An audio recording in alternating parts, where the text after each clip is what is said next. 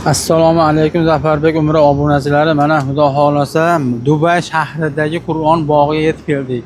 Mana bu kirish darvozaxonasi ekan. Mana to'plantiribmiz. Hozir bir qator tekshiruvdan o'tkazgandan keyin bu joyga kiriladi. Mana tashqi ko'rinishlarini ko'rsatib qo'yaman. Bundan tashqari mana yozib qo'ygan. Mana sizlarga ko'rsatib qo'yaman. Qur'onic Park. Qur'on bog'i tarjimasi bu yonboshiga arabcha yozilgan. Mana Xudo xolasa mana arab tilida ham yozilgan mana. Ko'rdinglar mana. Mana darvoza xonasidan kirib bormoqdamiz ichkariga. Bu qabulxonasi ekan mana. Qur'on bog'i Dubay shahrida ham bor ekan, qarang. Bismillahirrohmanirrohim. Assalomu alaykum rahmatullohi va barakatuh. Mana gruppa a'zolarimiz bilan hammalarimiz birgamiz. Xudo xolasa yangiliklarni yorti boramiz. Mana toshi bor-ku, tog'ning pastlarida o'rlari bor ekan. Xurmo mevasini mana ko'rdinglarmi? Mana hozir pishgan vaqtda. Xurmomi? Ha, xurmo. Mana hozir kelsanglar, oldi pishib qoldi xurmolarni. Jon akalar, chalg'imaymiz, xo'p ketyapmiz, to'g'ri tushuninglar. Yetishib Ha, mana ko'rdingizmi? Xurmo mana bundoq bo'lib pishadi mana. Ko'rib olinglar, qanday pishishini ko'rib olinglar. Mana shu biz yerga ajva yoki boshqa xurmolar hamma shunaqa bo'lib pishadi. Nimaiki yangiliklar bo'lsa, Xudo xolasa yoritib boramiz. Sizlar ko'rib, like bosinglar, Xudo xolasa like bosib, jamoatlarni ko'paytirishga harakat qilaylik, iltimos. Hammalardan yangiliklarni hammasini Xudo xolasa yoritib boramiz. Mana ko'ryapsizlarmi? Mana bu tog' tagida mana qilib keladigan joylari bor ekan mana. Hamma joyda shunaqa joylar bor ekan.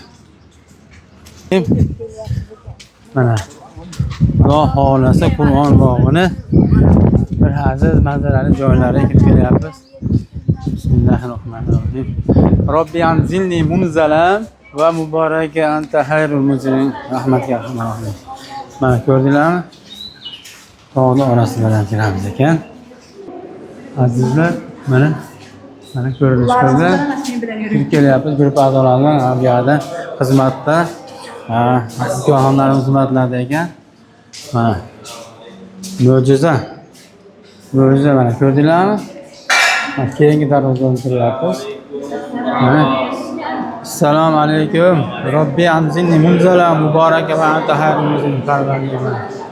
Mana tog'ning tagidamiz.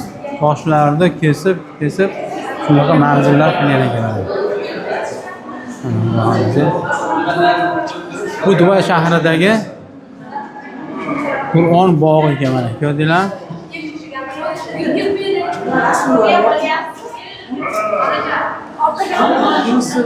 Yunus alayhissalom. Yunus alayhissalomni nimalarni qilib qo'ygan ekan bu joylarga. Bundan tashqari mana Xudo xolasa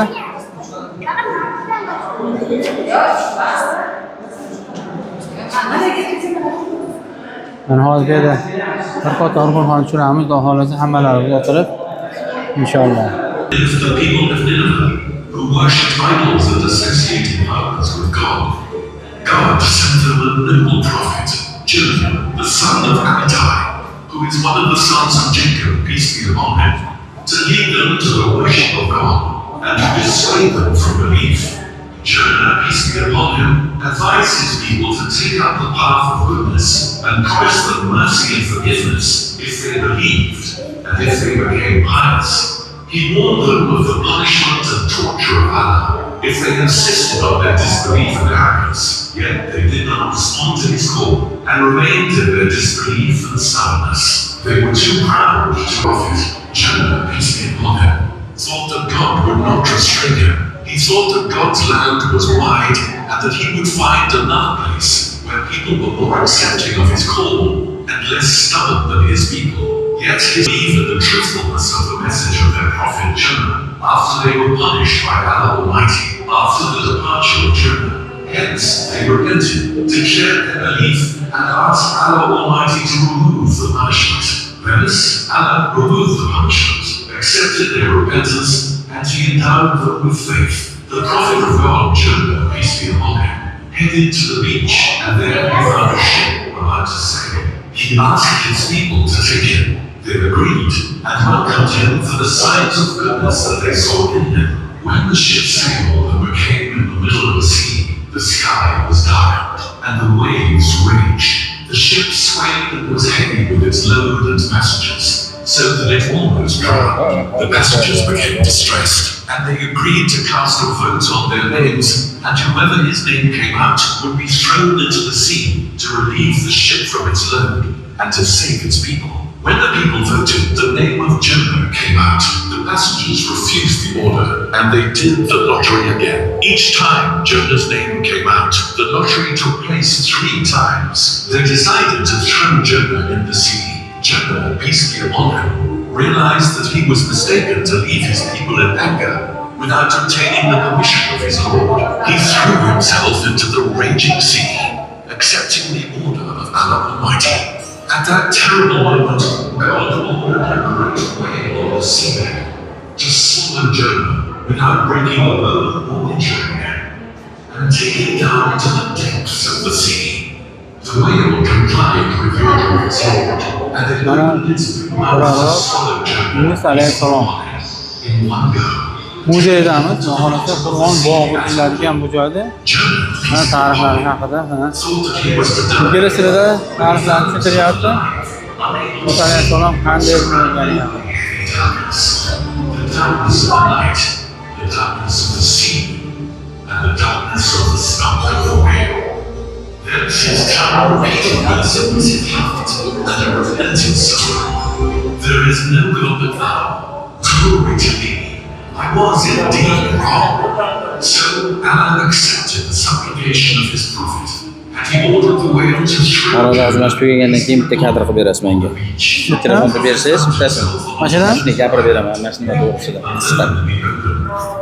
by the heat of the sun. So Allah Almighty drew the pumpkin tree close to him to cover him with his belongings and protect him from the cold and heat until he became strong and recovered from the weaknesses and disease. Jonah, basically upon him, returned to his people to find that they believed in his message and they were happy to see him. They lived in the mercy and favors of God because they believed and they were truthful in their faith. Pasta.